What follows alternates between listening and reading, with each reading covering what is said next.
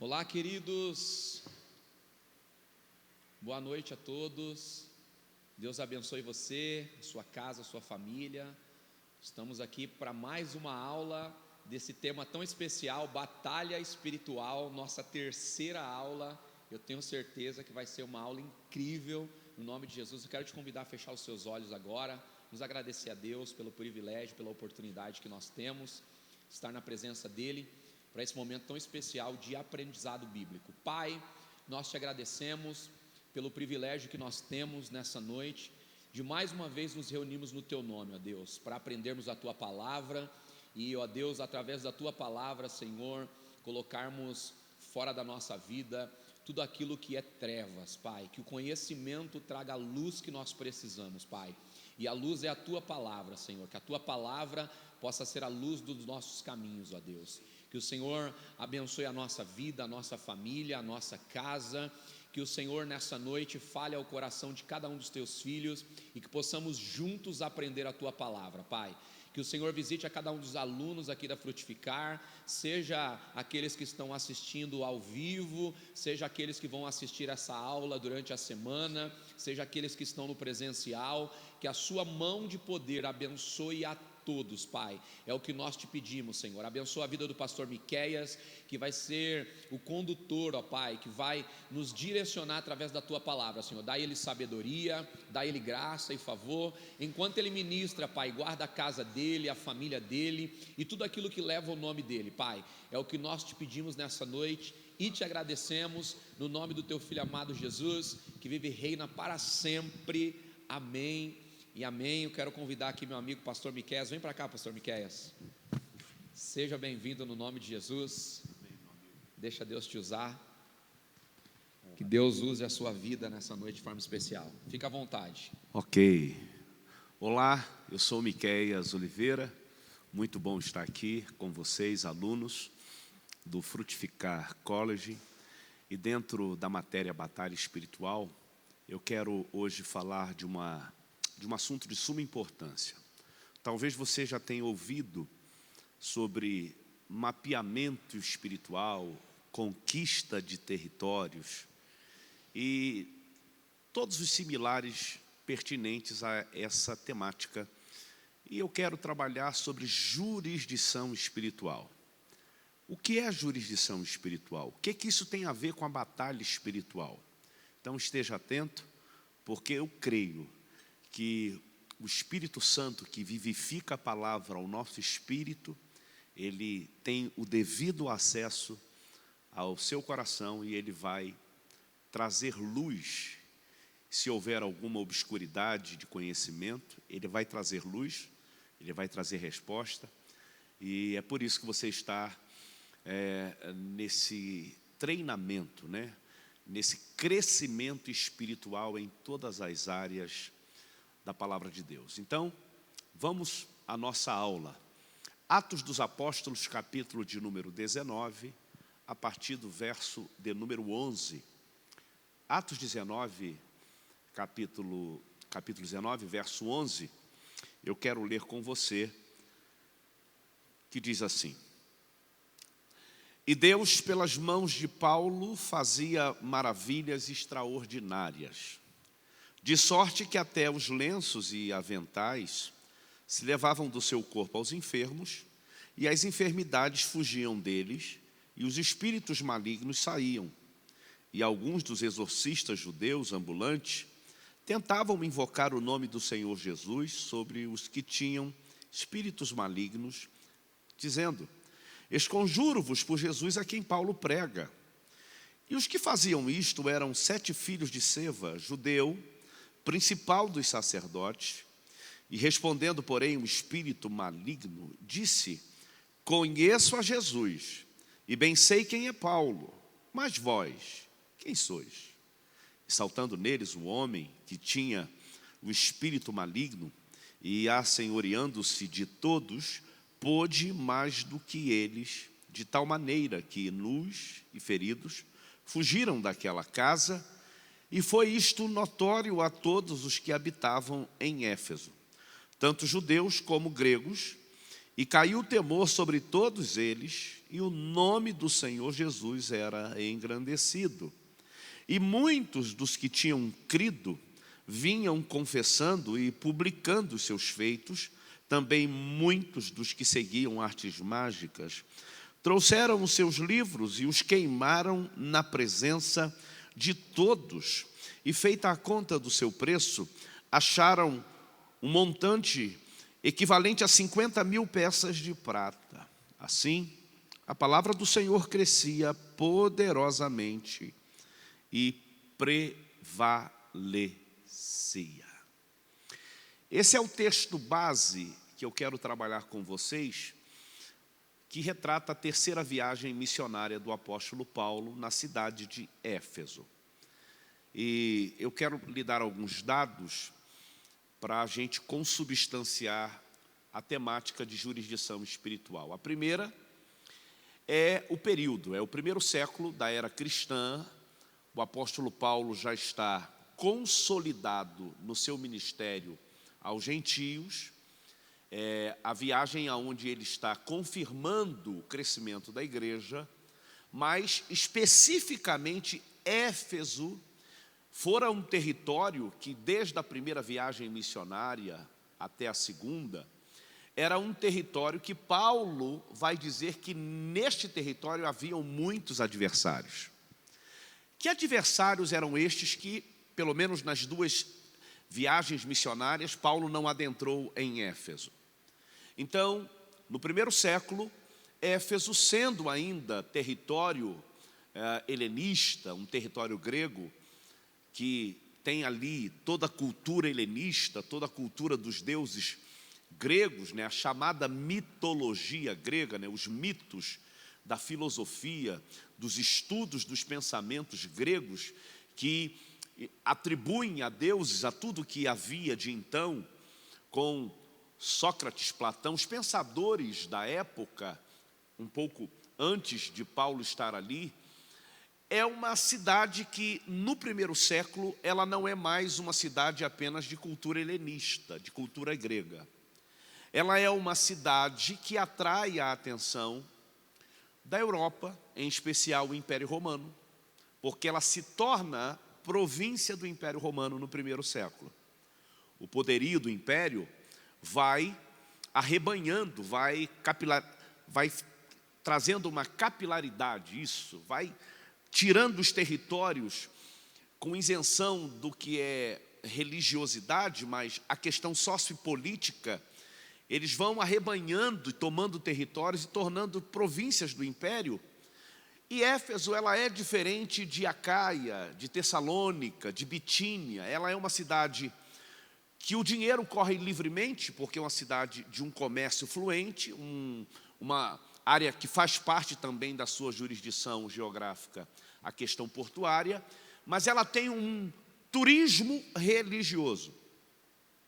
Quando a gente olha para Meca, Arábia Saudita, quando a gente olha para a própria Israel, Jerusalém, aqui no Brasil, Aparecida do Norte, no Planalto Central, no Eixo Central, Vale do Amanhecer, o Senhor, que eles chamam de Bonfim, os Círio de Nazaré e tantos outros, o comércio religioso, ele é um braço de sustentação do eixo que comanda o sentido do culto para o qual as pessoas estão se prestando a fazer.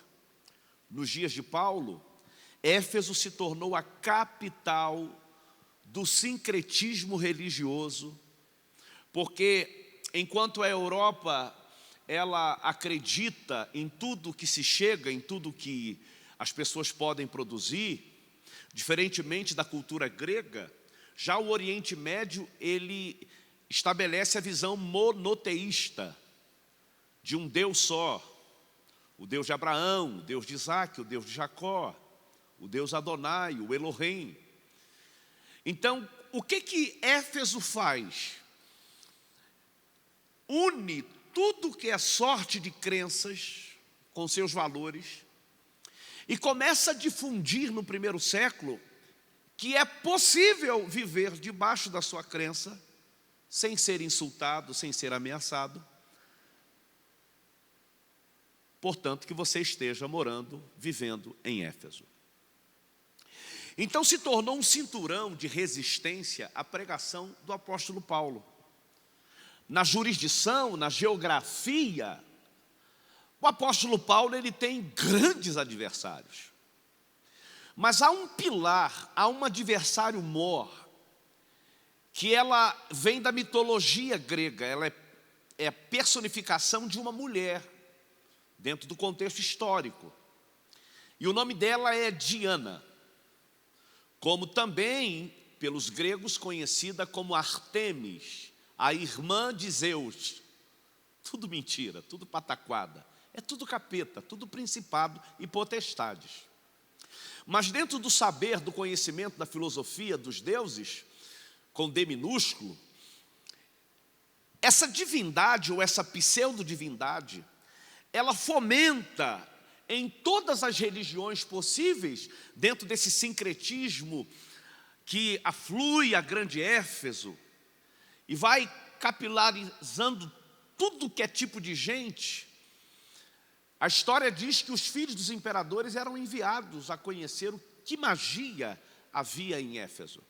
Os nobres, os magistrados, a Europa, o Oriente Médio, a Ásia, todos tinham o desejo de fazer essa espécie de turismo, essa peregrinação, porque foi difundido que o culto a Diana, a deusa dos Efésios, denominada Rainha dos Céus de Éfeso, a grande deusa Diana, todos aqueles que passavam a cultuar a Diana dos Efésios, tinha a elevação do ser. Era um ser acima dos mortais. Era um tipo de elevação que nada mais era do que soberba, orgulho e toda a sorte de engano possível, que quando o apóstolo Paulo, ao chegar na sua terceira viagem missionária,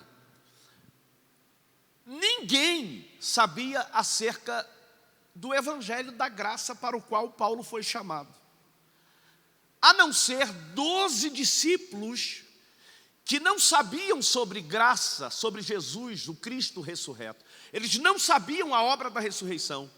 Eles guardaram o que receberam muito tempo atrás, acerca do ainda chamado caminho, até então, e conheciam o batismo que João pregava, o batismo por arrependimento.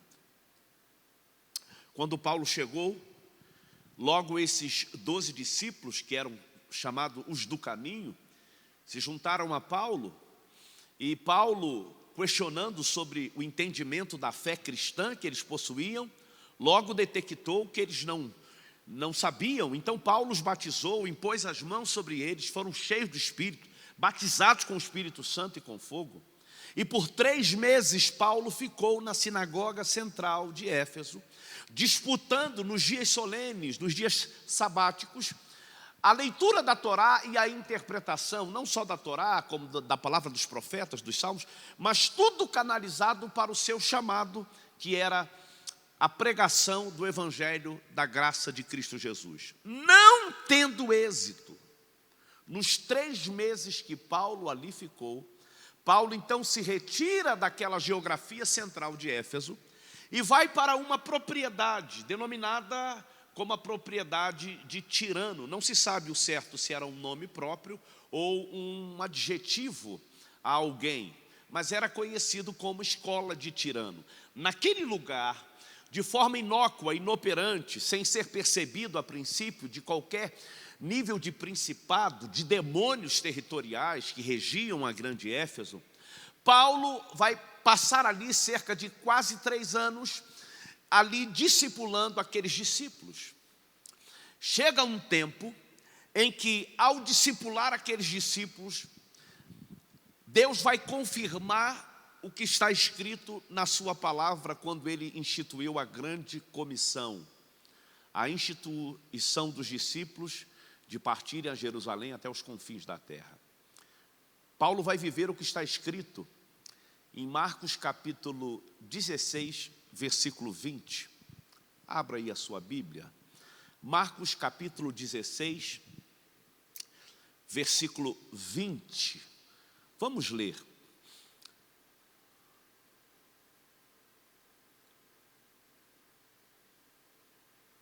Atos 16, versículo 20.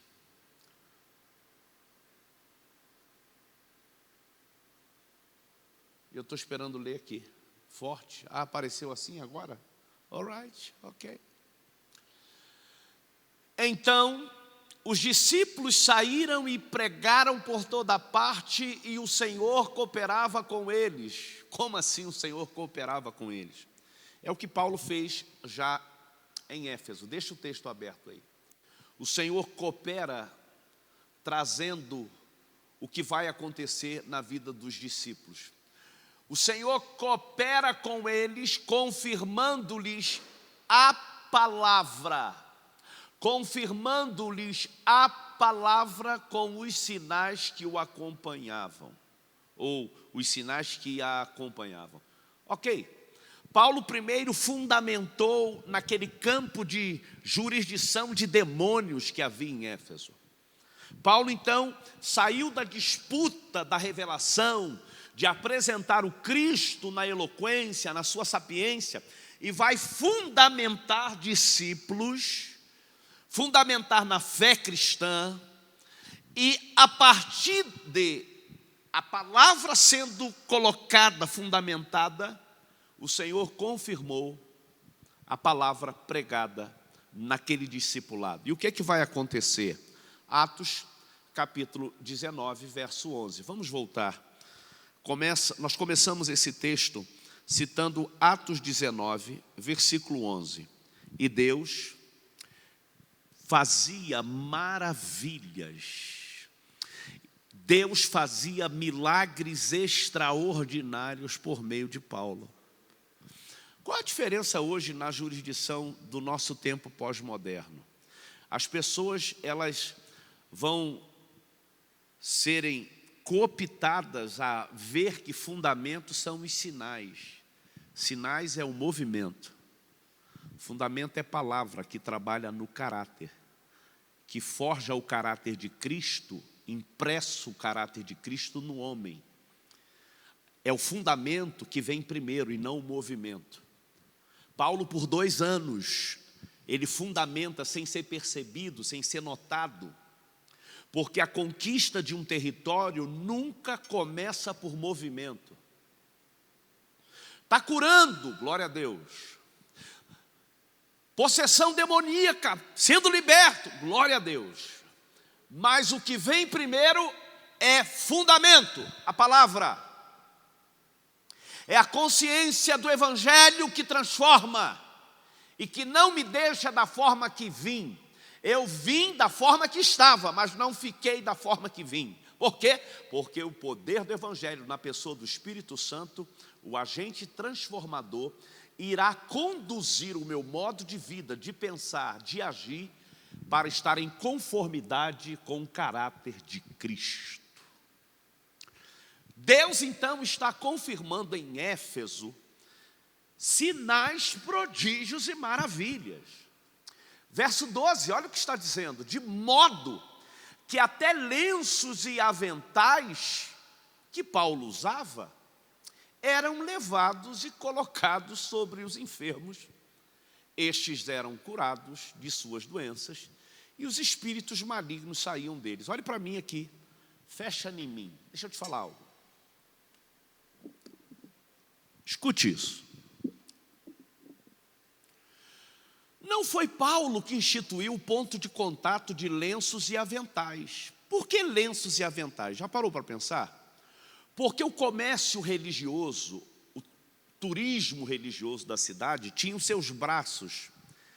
Então, havia um ponto central, de frente para o mar, o Mediterrâneo, em que havia sido construído o grande templo da deusa Diana dos Efésios. No 1º século foi contado como uma das 7 maravilhas daquele mundo. Ao lado, junto ao centro da grande Éfeso antiga, que hoje é o sul de Istambul, atual Turquia, continente africano, Havia um anfiteatro a céu aberto com capacidade de 20 a 25 mil pessoas. Quando chegava uma vez por ano o culto à divindade, à majestade, aquela que todo mundo venera, e é a saudação das festas a Diana, haviam escolas de magias, voodoo, levitação,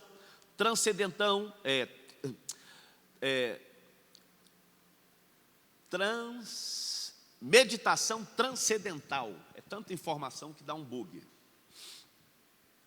Era comum em Éfeso, escolas de magias, eram braços de sustentação para o poderio daquele principado disfarçado, personificado de mulher, de deusa, a Artemis, a irmã dos Zeus, obra do engano.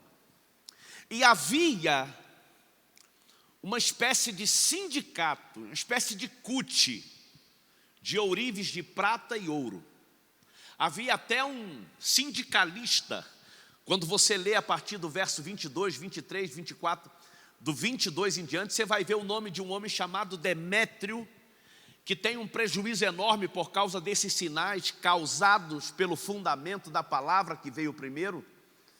Então começa a trazer um prejuízo nos patuais, nos nichos de Diana, nos pontos de contato, no grande turismo, desde a hospedaria até a fitinha, a lembrancinha, os souvenirs daquele tempo, para levar para a família, os pontos de contato.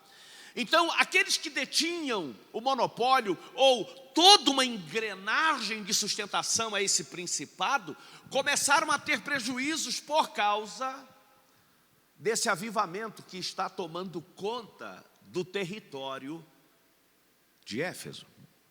O que é jurisdição espiritual? A palavra jurisdição vem da raiz da palavra jurisdicere, uma palavra que vem do latim, que quer dizer poder exercido ou delegado, dado a alguém. Pastor, existe essa terminologia na Bíblia? Você vai ver, pelo menos no Antigo Testamento, em Números e Levítico, Deus estabelecendo a palavra jurisdição. E todas as vezes que Deus estabeleceu jurisdição, foi para aplumar o povo, foi para tirar toda a falta de ordem, organização, única visão, único proceder, único parecer. Foi de forma implacável aonde Deus fala com o sacerdote e o sacerdote fala ao povo. Então a jurisdição acontece, espiritualmente falando, não necessariamente o prédio aonde está a igreja. Porque se o prédio aonde está a igreja não tem um profeta, o pastor, o apóstolo, para nada serve. A igreja, ela é constituída de membros com suas ligaduras, mas, como Paulo está dizendo na carta aos Colossenses, Cristo é a cabeça do corpo. Dado isso, como é que eu compreendo o reino dos céus? Através da jurisdição espiritual. Jesus, sendo Deus Filho, ele não usurpa da glória que possui. Anote essa referência. Filipenses capítulo 2, dos versos 5 ao 9. Filipenses capítulo 2, anote aí, versos 5 ao 9. Você vai ver jurisdição aonde Cristo se tabernaculou entre os homens, na forma humana, na condição de servo. Ele não vai exercer o seu ministério usurpando da glória que é dado a ele antes de todas as coisas. Ele não usa o poder que lhe é dado na terra, mas na condição humana ele vem para servir. Mateus capítulo 20, verso 28. Põe na tela, por favor. Mateus 20, 28, isso.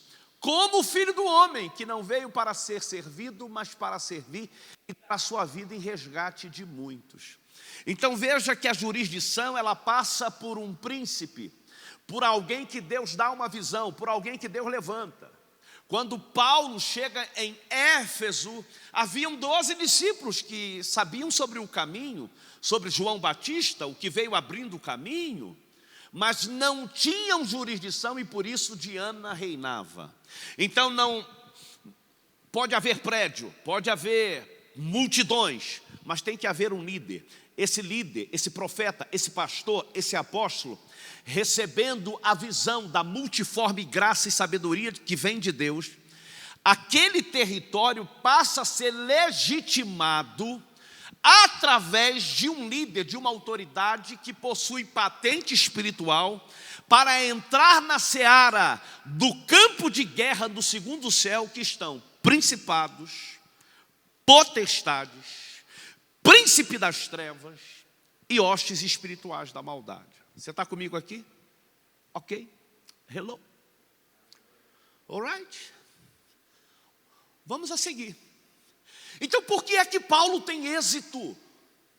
Porque Paulo não foi enviado porque acordou bem e disse: sou pastor, sou apóstolo, eu tenho uma cobertura de selo apostólico na minha vida e... Não. Deixa eu te mostrar o que é construção da jurisdição, para que a gente compreenda mais um pouquinho o que Deus está fazendo. Atos dos Apóstolos, anote aí, põe na tela, Atos dos Apóstolos, capítulo 9, chamado de Paulo, versículo 7, Atos 9, versículo 7, os homens que viajavam com Saulo, ou melhor, volta aí o 5, por favor, Atos 9, 5, Saulo perguntou: quem és tu, Senhor? Ele respondeu: eu sou Jesus, a quem você persegue. Então você vê a construção da história, que é Paulo indo perseguir os que eram conhecidos como da seita do caminho, porque chegou em Jerusalém que os da seita do caminho, em Damasco, Damasco mesmo, a atual Damasco, desde os dias de Paulo, capital da Síria, estou falando de 450 a 500 quilômetros de viagem, dias a fios. Paulo, a igreja está dispersa em Jerusalém. Atos 8 vem da morte de Estevão. E agora, com exceção dos apóstolos e anciãos que estão em Jerusalém, a igreja está dispersa. Paulo, de forma implacável, está cumprindo aquilo que ele acredita ser o certo, o então Saulo. Então ele está indo para Damasco. Olha o que diz o verso 6. Levante-se, entre na cidade, alguém dirá o que você deve fazer. Escute isso. Os homens que viajavam com Saulo pararam emudecidos, ouviam a voz, mas não viam ninguém. 8. Saulo levantou-se do chão e, abrindo os olhos, não conseguia ver nada. E os homens o levaram pela mão até Damasco. Por 3 dias ele esteve cego, não comeu nem bebeu. Em Damasco havia um discípulo chamado Ananias. O Senhor o chamou numa visão: Ananias. Eis-me aqui, Senhor, respondeu ele. O Senhor lhe disse: vá à casa de Judas, na rua chamada Direita, e pergunte por um homem de Tarso chamado Saulo. Ele está orando. Numa visão viu um homem chamado Ananias chegar e impor-lhe as mãos para que voltasse a ver. Pare um pouco aqui na tela, olhe para mim.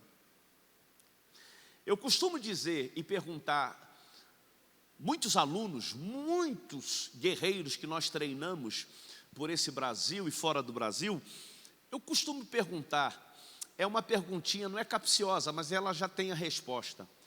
Quem é o pai na fé do Paulo? Quem ganhou o Paulo para Jesus? Já fez essa pergunta? Uma coisa é dentro da visão da jurisdição da lei, o Gamaliel, né? Da linha dos fariseus. Estou falando da revelação da graça de Cristo Jesus. Pai na fé do Saulo, o próprio Cristo. Foi ele que pregou e ganhou o Saulo para Jesus, para ele mesmo. Porque quando Saulo reconhece, que nós chamamos na batalha espiritual de visão aberta, né? O que é uma visão aberta? Paulo tem um facho de luz que se abre, que se rompe. Ele vê, a sua comitiva ouve. Eu sou o Cristo, mas ele vê o nível de fulgor, de glória. Tempos mais tarde, em uma das suas cartas, Paulo, dando testemunho desse dia, ele diz que a glória daquela luz era muito mais forte do que o sol do meio-dia. Imagine essa cena, um facho de luz E dentro dessa glória de luz, desse fulgor, sai uma voz: eu sou Jesus, a quem tu persegues. Imagine, já cai prostrado dizendo: Senhor. Não sabe com quem está falando, mas reconhece a autoridade. Senhor, sai da boca do Saulo, perseguidor. E agora, ele é conduzido à casa que estava por hospedá-lo. A casa que estava tudo preparado para ele começar uma incursão de perseguição, dizimar famílias, prender, e se preciso fosse, como foi na morte de Estevão, que ele assistiu à cena, ele consentiu na morte de milhares de irmãos que estavam ali, os que criam em Cristo Jesus. Então agora esse homem que vem com uma guarnição tem que ser amparado.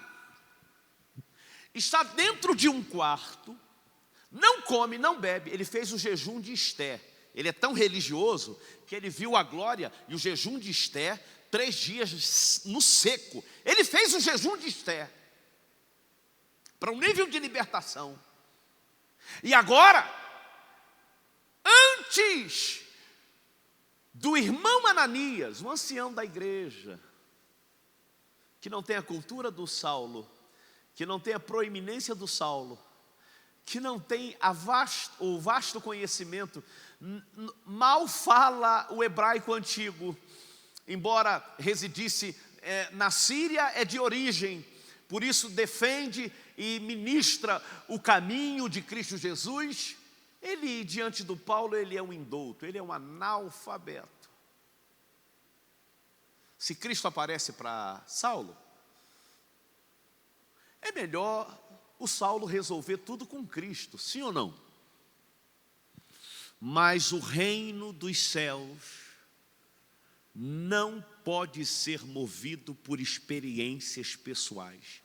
Reino dos céus é movido pelo fundamento que é a palavra, e a palavra aplicada produz em mim e em você princípios. E um dos princípios que Paulo vai conhecer é o princípio de autoridade espiritual. Eu estou trazendo para você o Saulo perseguidor. Eu li mostrando o Paulo apóstolo. O Paulo, que agora ele diz que morrer pela causa de Cristo é ganho. É o Paulo que agora faz discípulos, oh glória. Mas a formação desse Saulo é confrontando o caráter, é confrontando o eu e colocando ele no seu devido lugar. Então ele está lá, no quarto, orando, 3 dias, no seco. E agora, vem um download do céu. Faz um download. E aparece um tal de Ananias, senhorzinho, um tiozinho. E antes de falar para o Ananias, o Jesus que aparece a Paulo está dizendo: ô Saulo, ele vai vir, vai impor as mãos sobre você. Você vai ser ativado. Ora, quem é Ananias na fila do pão? Quem é Ananias nessa configuração que o próprio Senhor vai dizer a Ananias em visão? Ele é para mim escolhido. E o Senhor não escolheu ali agora, é escolhido, é presciência, é tempo eterno, numa dimensão que a nossa finitude humana não capta, não alcança. Escolhido. Então Jesus, o Espírito do Senhor está falando a Saulo: vai entrar aqui alguém por nome Ananias, fique ligado. Ok. Até então, o Saulo está em êxtase, está impactado, sem saber muito o que está acontecendo, mas está impactado, oh glória. Quando o mesmo Espírito vai acordar o Ananias, está registrado na memória, na REM, está lá no subconsciente, está no HD do Ananias. Ele ouve tudo, vai, porque ele é para mim vaso escolhido, ele está orando, já tem 3 dias, e eu falei para ele que você vai impor as mãos. Olha o que Ananias tenta dizer, eu vou parafrasear. Ananias tenta falar mais ou menos isso aqui: Senhor, o Senhor sabe quem é esse endemoniado? Senhor, esse cara persegue a tua igreja. Ficamos atentos, ficamos sabendo, recebemos uns e-mails aqui, os grupos de WhatsApp da igreja estão bombando, dizendo que ele tem autorização, cartas dos anciãos, para prender. Ele tem feito uma ruaça em Jerusalém. E Jesus, então, o Espírito do Senhor diz assim: vá, porque este é para mim vaso escolhido. Pergunta que não quer calar é: o que Ananias tem a ver com a construção? A princípio, poderíamos dizer nada. Mas mundo espiritual não é assim. Igreja de Jesus não é ter um testemunho de onde você veio, me dá o microfone, eu vou começar a falar meu testemunho. Igreja tem jurisdição espiritual. A igreja que você está plantada, a sua casa, tem uma jurisdição, uma patente espiritual dada a um homem, seu pastor, que através da geografia física, num ambiente espiritual, naquela jurisdição, o céu fala através daquele homem de Deus. E o próprio Senhor não quebra o princípio, Ele não viola, Ele não usa de arbitrariedade, porque Saulo será o cara da pregação aos gentios. Não, tem que passar pelo crivo da jurisdição. Por isso que o Ananias teve que ser despertado. Ô Ananias, vem cá, vai lá, porque eu não posso começar a trabalhar na vida deste amado se não ativar nele o princípio de autoridade. Ananias, presta atenção, quando chega aonde Saulo está, Ananias bate na porta, a porta se abre. Olha o que Ananias vai dizer, verso de número 13, olha o que está no texto, Atos 9, 13. Atos 9, 14, põe na tela, por favor. Ele chegou aqui com a autorização do chefe dos sacerdotes para prender todos os que invocam o teu nome. O 15, mas o Senhor disse a Ananias: vá, este homem é meu instrumento escolhido para levar o meu nome perante os gentios, seus reis, e perante o povo de Israel. Mostrarei a ele o quanto deve sofrer pelo meu nome. Então Ananias foi, entrou na casa, pôs as mãos sobre Saulo e disse: irmão Saulo, olha só, irmão Saulo, em casa, numa visão: Senhor, isso é um demônio. Agora, diante do que o Senhor está dizendo, ele vai. E por que ele vai? Porque em Damasco, quem tem jurisdição não é Saulo, é Ananias. E Deus não quebra princípio de jurisdição espiritual. Pegou? Olha que o testemunho dele é lindo. Glória, eu sou o Cristo a quem tu persegues. Os homens que estavam na sua comitiva ficaram atônitos, sobrenatural. Mas não tem validação se não passar pelo crivo de uma autoridade espiritual do território. É por isso que Ananias tem que tirar o pijaminha e ir, porque se o Ananias não for, está paralisado o início do ministério do Saulo. Irmão Saulo, o Senhor Jesus, que apareceu no caminho por onde você vinha, enviou. Ele está checando, ele está confrontando as informações. Irmão Saulo, o Senhor Jesus que te apareceu no caminho, por onde vinhas, me mandou até aqui. Me mandou. Enviou-me para que você volte a ver e seja cheio do Espírito Santo. Ué, mas não estava cheio do Espírito Santo? Não estava 3 dias sem beber, sem comer? A unção, ela é delegada. E ela passa pelo processo de autoridade espiritual. Paulo está aprendendo que no reino não é se auto-enviar. Paulo está aprendendo que no reino não é se auto-validar-se. Paulo está aprendendo que no reino não é o canudo intelectual, o poder financeiro, o network que eu tenho no mundo dos homens. No reino de Deus, princípio de autoridade, tem que passar pela jurisdição. Aí olha o que vai acontecer. Imediatamente, algo como escamas caiu dos olhos de Saulo. E ele, eu quero ler o 17, por favor. Então Ananias foi, entrou na casa, pôs as mãos, imposição de mãos. É a caracterização que este homem, para o reino do Espírito, tinha jurisdição em Damasco, sem ter título, sem ser alguma coisa. O homem visão era Ananias. Imposição de mãos. E a pergunta que não quer calar: você tem colocado a sua cabeça debaixo de que mãos? Do teu apóstolo? Do teu pastor? Ou qualquer profeta que cair na sua casa de paraquedas, porque revela, porque tem movimento. Não se impressione com o movimento. Cheque sempre, fundamento. Aprenda isso. Os dons do Espírito promove alguém, mas o que faz com que este se mantenha é caráter. E caráter vem através de forjar pelo princípio de autoridade espiritual. Você está comigo aqui?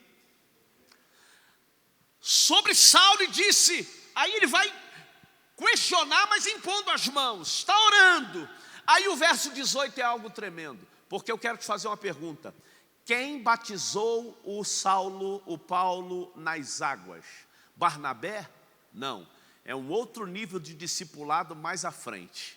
Quem batizou o Saulo, novo convertido, nas águas foi Ananias. Está no texto. Imediatamente algo como escamas caiu dos olhos de Saulo e ele passou a ver novamente, levantando-se, foi batizado.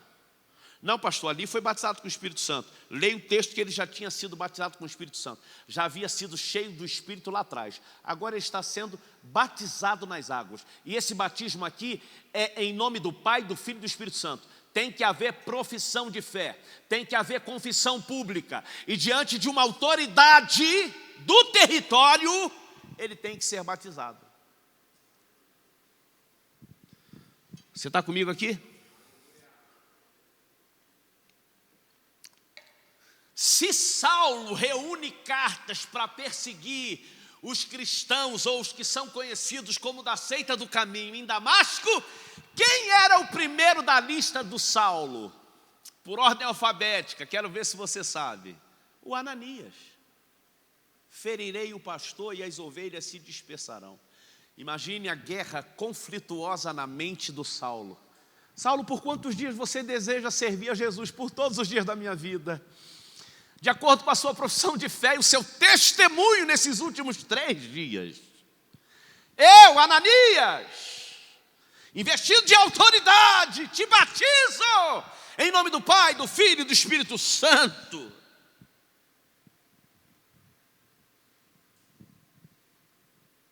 Nunca mais se ouve falar desse Ananias, mas no reino do Espírito é assim que procede. Deus já havia escolhido Samuel há muito tempo. Quando Deus chega a chamar Samuel, já está crivado que o tempo de Eli passou, com suas omissões, passividade. Mas quando Deus chama o menino Samuel, lá no capítulo 1, lá no capítulo 3, e o menino vai correndo para o quarto onde está Eli. Por quê? Porque Deus não é arbitrário, Deus não poderia confundir. Porque o menino sabia a percepção, a fonética, o som, a ressonância do timbre da voz do seu sacerdote e discernir de outra pessoa. Deus poderia botar um grave, um médio, Deus poderia botar um agudo, um decibel lá em cima, que ele saberia dizer quem está falando, pelo menos. E por que é que ele corre para a cama de Eli? Porque Deus falou na fonética de autoridade que estava submetido Samuel com o seu sacerdote.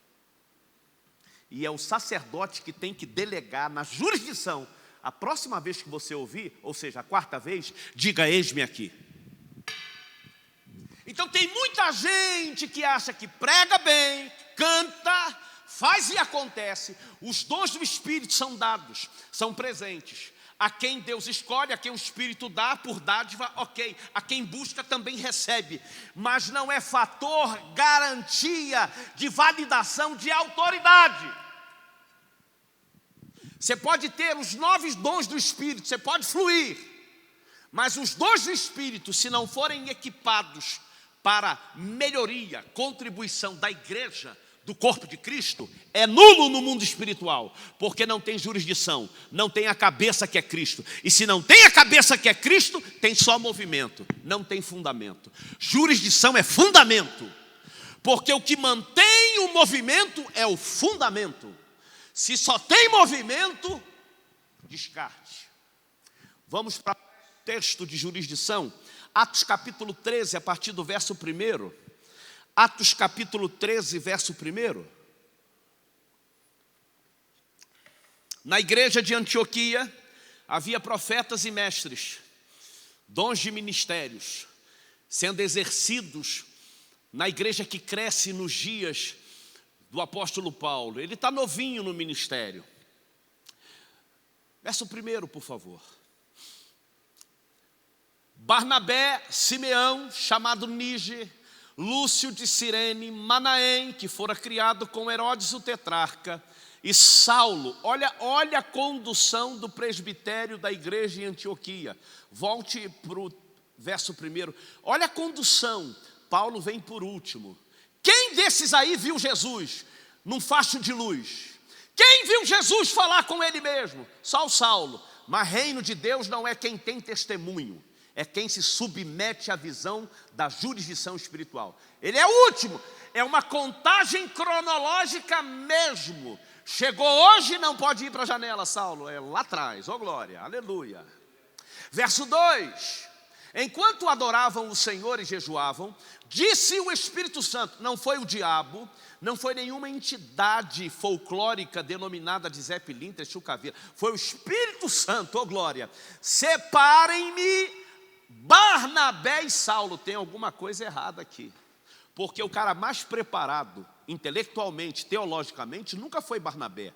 Barnabé é um homem piedoso, é um paizão, é um consolidador, é aquele cara que agrada a todo mundo. A sua origem de ministério é de adorador. Ele não sabe o que é montar um esboço, um sermão, não sabe o que é homilética, não sabe o que é hermenêutica. Então, a ordem está trocada. Esse ministério não está com a visão de Deus. Por quê? Essa junta de presbitério que tem mestres, doutores, profetas, não buscaram tanto Senhor. Não, é o reino do Espírito. Separa Barnabé e Saulo. É ordem cronológica mesmo. Barnabé primeiro e segundo, o Saulo. Para a obra que os tenho chamado. Verso 3, imposição de mãos, hein? Assim, depois de jejuar e orar, impuseram-lhe as mãos e os enviaram. Eu fico olhando o tempo que a gente vive hoje, em que a gente vive uma desconstrução de autoridade de alguém que tem jurisdição. O que é o pastor local que tem a jurisdição? Exemplo, o pastor que recebe uma visão de Deus e ali nasce uma visão debaixo da multiforme graça e sabedoria que vem de Deus. Então, através daquela visão, ele começa a gerar em pessoas, ele começa a compartilhar, e o Espírito Santo vai confirmando o fundamento, tudo pela palavra. E agora a obra começa a crescer, entenda isso por favor. Se não houver unção do envio, se não houver plataforma, presbitério, seja qual for o nome ou a linha, seja episcopal, seja o que for, mas se não houver nível de autoridade, consenso de envio, é o que a gente está vivendo hoje. Segunda epístola de Paulo a Timóteo, no capítulo 4, a partir do verso 3, não é apenas uma dissertação, não é apenas Paulo ajudando o seu discípulo, o seu pastor, que vai pastorear Éfeso, que está pastoreando Éfeso, a se manter. Não é uma carta de fortalecimento. Quando você lê segunda epístola a Timóteo, capítulo 4, a partir do verso 3, você entende que Paulo estava profetizando para os dias de hoje. Por quê? O que é ter comichões nos ouvidos? O que é maniar a cabeça? O que é ser pastores de si mesmo? É o que a gente está vivendo. Porque jurisdição dá trabalho, porque vai mexer no meu, no seu ego. Vai mexer no tempo de igreja, vai mexer na tua performance. Vai mexer e te colocar no seu devido lugar do que você pode ser lá fora e aqui você é o Saulo, oh glória. É aqui que você vai aprender os princípios da fé. Aleluia. Você vai chamar alguém do teu lado que jamais entraria na sua casa. Você vai aprender a amar. Você vai aprender a chamá-lo de irmão. Jurisdição. E uma autoridade tem a autoridade para impor as mãos e liberar o fluir do crescimento que o Evangelho produz. Você está comigo aqui? E agora começa Paulo a entender que não é o que eu digo ter e ser, é o que eu me propus a fazer. Então, jurisdição espiritual é para a igreja, porque o Filho de Deus nada fez, senão do que viu e ouviu o Pai fazer. É a reprodução de uma visão. João capítulo 5, verso 19, anote essa referência, eu quero ler esse texto para você. João capítulo 5, versículo 19. Jesus lhes deu esta resposta: eu digo verdadeiramente que o Filho não pode fazer nada de si mesmo. Por que o Filho não pode fazer nada de si mesmo? Ele não é crescido, ele não paga suas contas. A visão do reino de Deus não se limita a essas coisificações humanas da terra. Olha o que é o reino de Deus. Olha o que é o Deus encarnado. Cristo, na condição humana, está dizendo para os seus discípulos. Ele diz assim: verdadeiramente que o Filho não pode fazer nada de si mesmo. Achismo. Tive uma visão. Deus falou comigo. Muito cuidado com esse negócio que Deus falou. É um tal de Deus falar. Olha, aprenda com Jesus. Ele tem um manual. E a base desse manual era regado por oração e jejum. Olha aqui. Só pode fazer o que vê o Pai fazer. Porque o que o Pai faz, o Filho também faz. Por que o ministério de Jesus teve êxito? Porque nunca fez aquilo que não foi mandado fazer. Fez aquilo que já estava no manual. Por que é que você precisa, eu e você, de uma jurisdição? Porque a gente se perde nas nossas vaidades. A gente se perde. A mesma coisa quando os discípulos voltaram de missão, que foram enviados de 2 em 2 as ovelhas perdidas da casa de Israel, e se gloriavam por cura, por demônios serem expulsos. E Jesus olha para eles e dá com os 2 pés, dizendo: vocês precisam se gloriar por ter os vossos nomes escritos no livro da vida. Então percebe que Paulo, ele, com toda a força, com toda a fluência, com toda visão bilíngue ou poliglota, estadista, ocupante de cadeira de sinédrio, dupla cidadania, com todos os títulos no reino. Entenda, eu não estou diminuindo quem é Saulo. Ele é mais um que chegou para ser treinado. Deus escolheu, mas Deus não burla o princípio da jurisdição. Teve que passar pelas escolas. Você está aqui? Qual o problema da nossa geração? E eu falo nossa geração, geração dos nossos filhos. Ver um jargão, uma frase de efeito, uma compilação de ideias formatada no que a pessoa quer propor a falar. Em 15 segundos liberando aquele ou aquela que entrou na sua timeline, mandou no seu WhatsApp, no seu Telegram, agora é o teu apacentador. Porque você não vai dormir sem ouvir aquele amado, aquela amada. Sem saber talvez a condição de vida, quem impôs as mãos sobre a cabeça dele. Porque para ter autoridade no mundo espiritual contra os demônios, você tem que estar debaixo de imposição de mãos. Ou você valoriza mais os dons e não valoriza mais caráter. Imposição de mãos valida caráter. Dons, promoção por um tempo. Nossos filhos estão sendo influenciados, e eu louvo a Deus porque você não tem aberto essa lacuna para o espírito da iniquidade que opera no presente século, que é o espírito do anticristo deste século, para que um youtuber, um blogueiro, disfarçado de evangelista, de pastor, de coach, seja o que for, possa entrar e só dizer aquilo que a alma ferida quer ouvir. É o que a gente vive. Nossas almas estão feridas, então na medida que a gente ouve aquilo que a nossa alma quer ouvir, a gente então escolhe e elege que aquele é a minha referência.